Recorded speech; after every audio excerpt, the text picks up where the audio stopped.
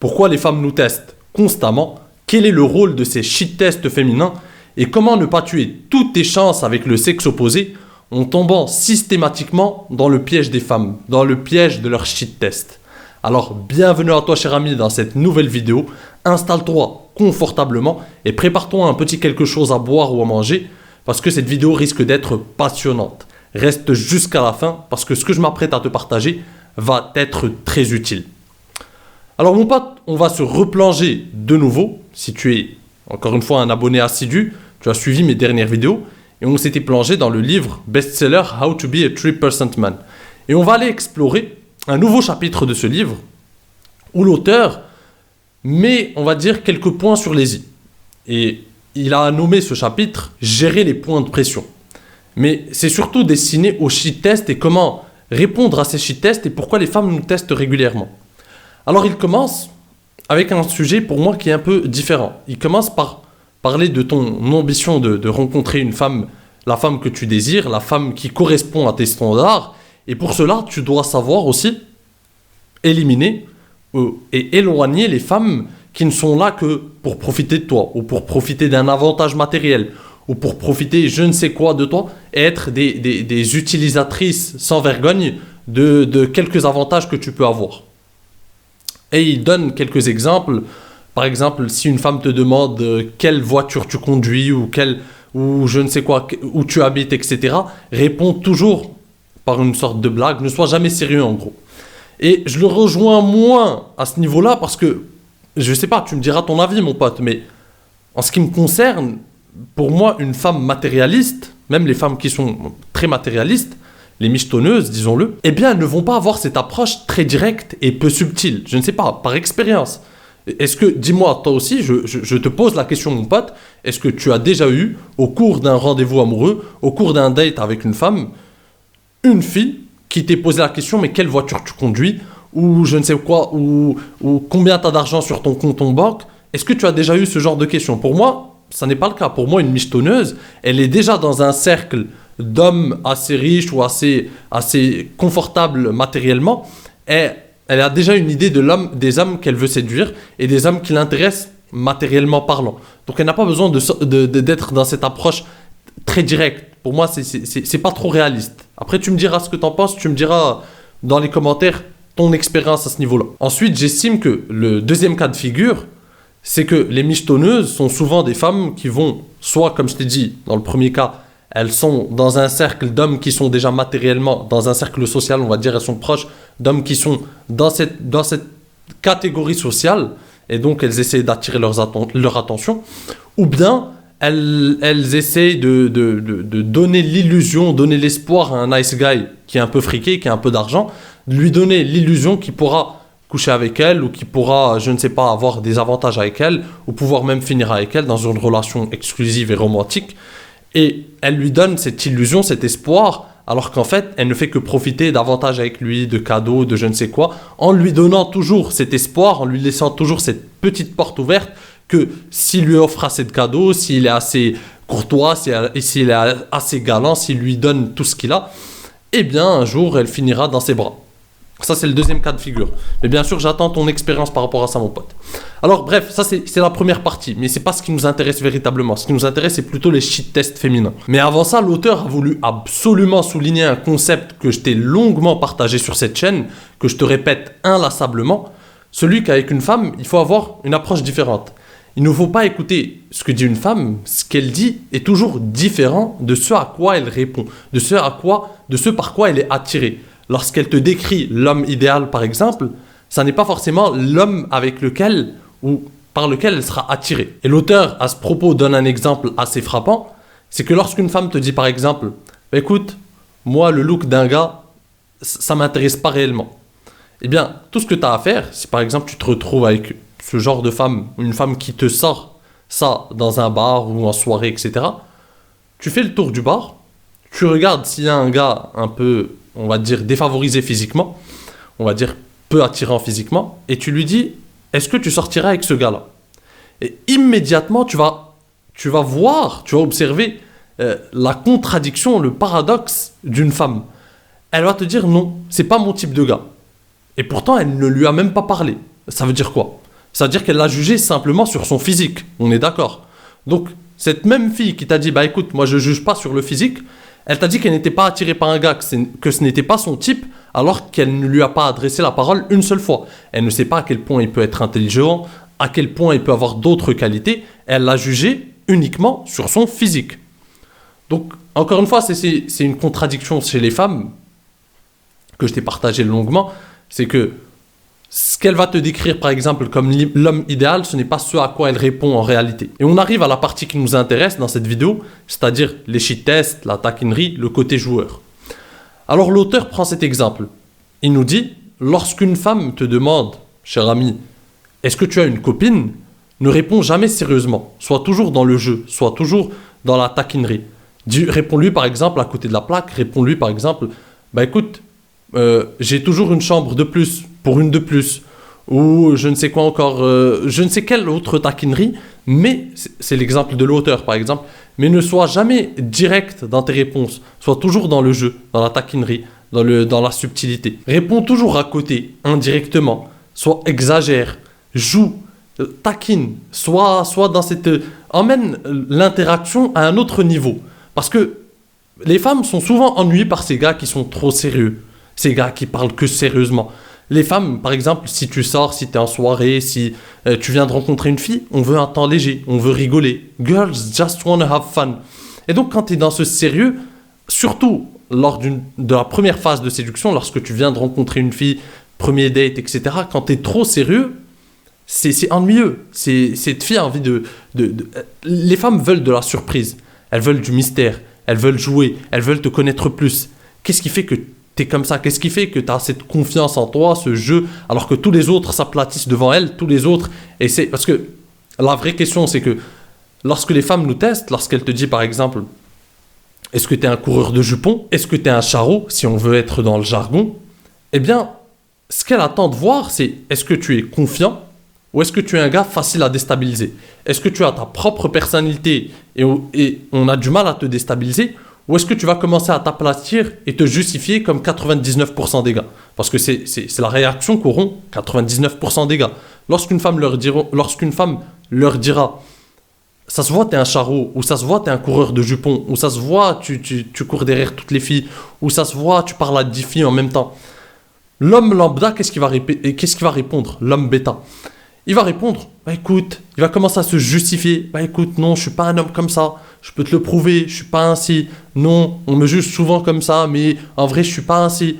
Et c'est exactement l'erreur à ne pas faire. C'est exactement la réaction à ne pas avoir. Joue, rigole, taquine. Montre-lui que tu n'en as rien à foutre de ces shit tests et que tu n'en as rien à foutre que ta réponse lui plaise ou pas. T'es dans le jeu, t'es dans la taquinerie, tu exagères. Tu lui montres la stupidité de sa question. Tu n'es pas... En fait, elle ne doit pas t'emmener là où elle veut t'emmener. C'est à toi de gérer l'interaction comme tu veux. Tu rigoles, tu taquines, tu veux jouer, tu veux taquiner, tu veux être subtil. Et c'est la meilleure manière d'ailleurs de détendre l'atmosphère. Et c'est la meilleure manière d'ailleurs de détendre l'atmosphère, de briser les barrières de cette fille, de briser la glace même. Eh bien, c'est de jouer, taquiner. Et ne jamais rentrer dans là où elle veut t'emmener. Si elle t'emmène là où elle veut, elle te manipule comme tu veux. Et dès que tu commences à te justifier une fois, deux fois, tu devras tout le temps te justifier. Et c'est un cercle vicieux, mon pote. Crois-moi, on n'en sort pas facilement. Parce qu'une fois que tu as commencé à te justifier la première fois avec une fille, elle cherchera toujours à te faire justifier. Elle cherchera toujours à t'humilier de la sorte. C'est pas, j'abuse un peu en disant humilier, en employant le mot humilier, mais elle cherchera toujours à te faire parler, à te faire montrer que voilà, tu dois lui prouver que c'est pas à toi de lui prouver. Tu dois être le prix. Tu n'as rien à lui prouver. Tu n'as jamais à te justifier. Ne te justifie jamais. Ne commence jamais à te justifier sur ta valeur ou quel type d'homme tu es. Tu n'as pas à le faire. Un homme alpha ne le fait pas. Il n'a pas besoin. Il connaît sa valeur. Il va pas commencer à te dire non, mais je suis pas un homme comme ça. On me juge mal. Non, c'est mal me connaître. Non, mais je cours pas après les femmes. Ne te justifie pas. Et l'auteur prend un autre exemple assez parlant et il nous dit que lorsqu'une femme te sort une remarque de la sorte, bah écoute, je n'ai pas l'habitude de sortir avec, et je ne sors jamais avec des charreaux, avec des coureurs de jupons. Ce que tu as à lui répondre, ce n'est pas encore une fois, tu n'as pas à commencer à te justifier. Ce que tu dois lui répondre, c'est qui a dit que je voulais sortir avec toi.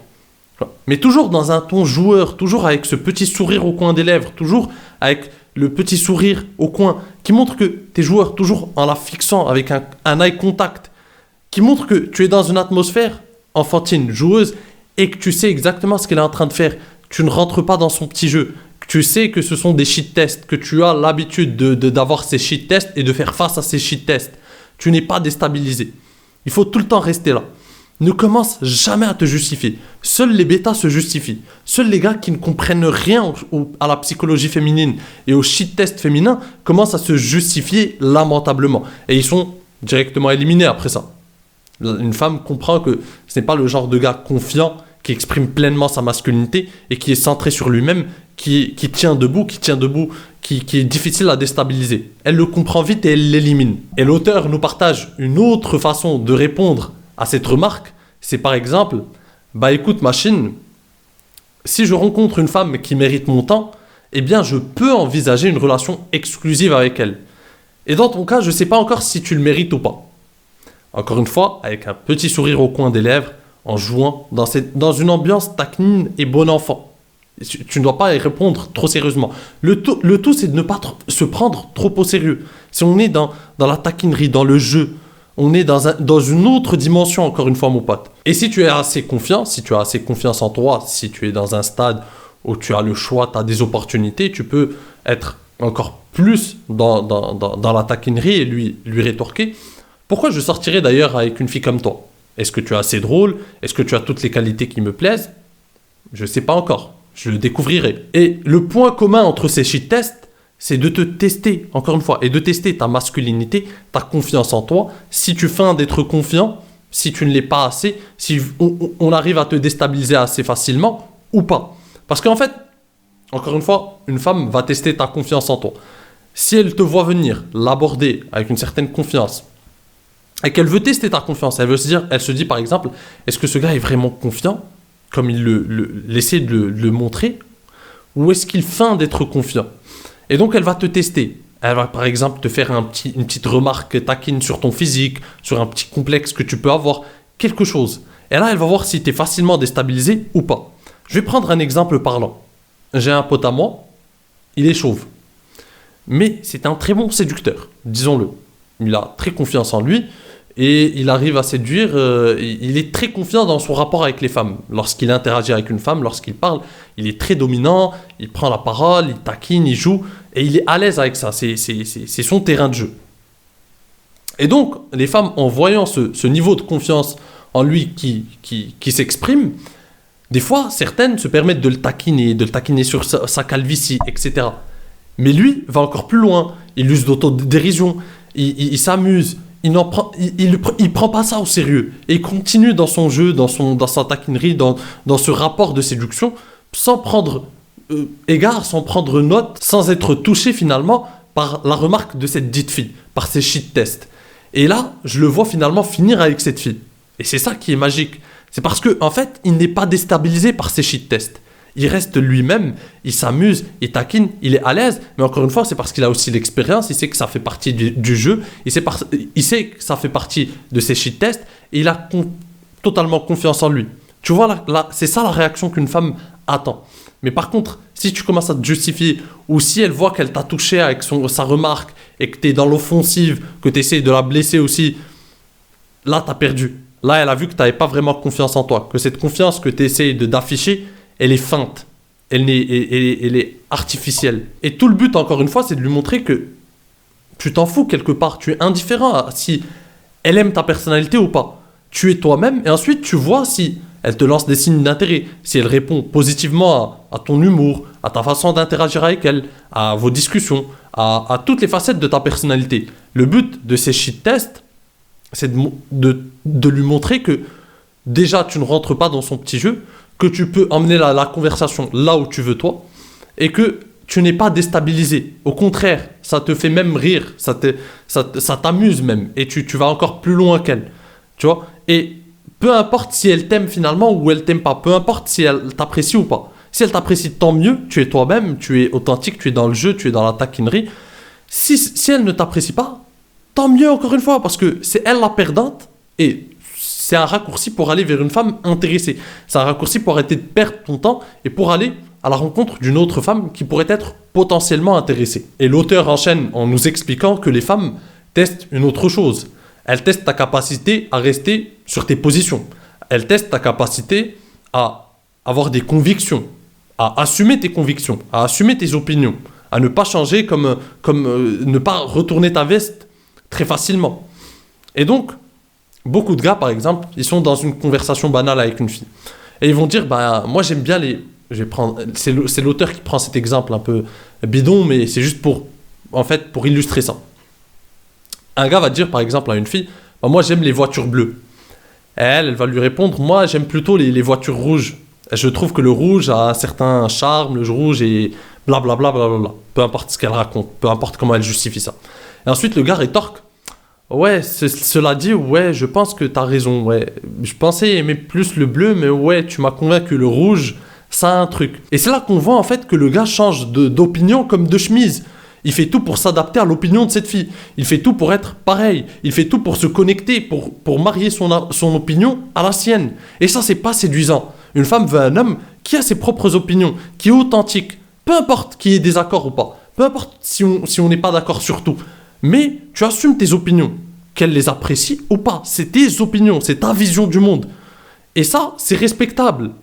Alors qu'un gars qui change d'opinion comme de chemise, qui est là, bah en fait aujourd'hui il dit A, le lendemain il dit B, aujourd'hui il dit rouge, demain il dit bleu, et il reste jamais sur ses positions. Alors, je voudrais nuancer tout de même. Bien sûr, avec le temps, on aura tendance à évoluer, à grandir, et donc à changer de vision sur les choses, à changer notre avis sur certaines choses, à changer d'opinion politique, à faire évoluer notre opinion politique, à faire évoluer notre vision du monde. Et donc, on aura tendance, certainement, à travers notre évolution, à changer notre vision des choses et donc changer certaines opinions, changer certaines convictions. Ça peut arriver.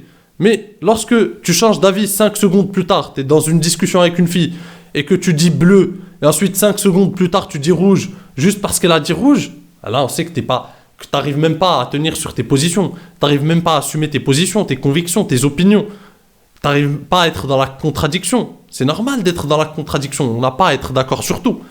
Mais une femme veut un homme qui s'assume, qui est authentique, parce qu'elle fera confiance à ce type d'homme. Un hypocrite, on ne lui fait pas confiance. Un gars qui essaie de matcher avec nos opinions, qui veut juste une once de notre validation, une once d'approbation, c'est pas un homme respectable. Elle veut un homme qui, dans les situations, dans les coups durs, dans des situations difficiles, aura son mot à dire, saura se lever. Elle ne veut pas un toutou complaisant qui est d'accord avec tout ce qu'elle dit. Ça, c'est pas séduisant, encore une fois, mon pote. En somme, l'auteur nous explique que le dessin de ces tests, de ces shit tests féminins, c'est qu'une femme cherche à savoir si tu vas changer d'opinion pour marier ton opinion à la sienne. Si tu restes sur tes positions ou si tu changes d'opinion, comme de chemise. Et dès lors que tu changes d'opinion pour être sur la même ligne de pensée qu'elle, eh bien, tu montres toute ta faiblesse, tu montres que tu es un homme faible, tu montres que tu es un bêta, et tu échoues à ces shit tests finalement. Et donc, elle sait d'ores et déjà que quoi qu'elle dise, tu seras d'accord avec elle. Quoi qu'elle dise, tu feras tout pour t'adapter à elle. Et donc, il n'y a plus aucun challenge pour elle. Et elle est déjà en train de penser, cher ami, au prochain gars qu'elle va rencontrer. Donc, mon pote, on arrive une nouvelle fois à la fin de cette vidéo. J'espère que tu as aimé le contenu de celle-ci. Et si c'est le cas, n'hésite pas à la rétribuer d'un like parce que c'est un énorme soutien pour mon travail. Sur ce, cher ami, je te dis à la prochaine. En attendant, prends soin de toi et surtout, reste séduisant. Ciao!